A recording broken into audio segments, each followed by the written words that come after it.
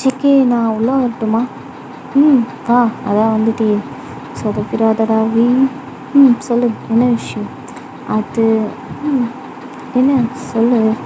அது எனக்கு ஒன்று பிடிச்சிருக்கு. பிடிச்சிருக்குன்னா எப்படி? அது நான் உன்னை லவ் பண்ணுறேன்.